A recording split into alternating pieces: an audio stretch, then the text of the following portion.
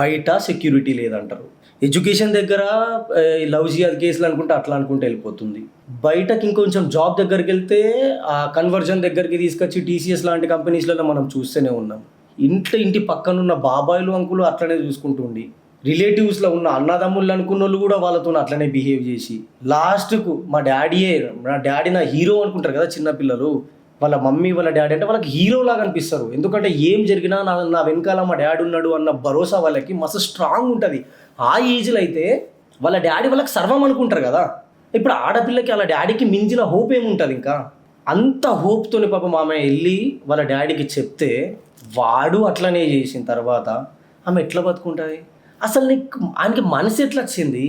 తను కన్న కూతురు కదా, అరే నా కూతురికి గిట్లా చేస్తావా అని చెప్పి వాడిని అనడం పోయి వాడితో చేతులు కలిపి వాని కూతురు పైన వాడే అత్యాచారం చేస్తున్నాడు అని అంటే ఇంతకన్నా నీచులు ఉంటారా ఇంకా? ఇట్లాంటి ఇన్సిడెంట్ చూసిన తర్వాత పాపం వాళ్ళు ఎట్లా సెక్యూర్గా ఫీల్ అవుతారు?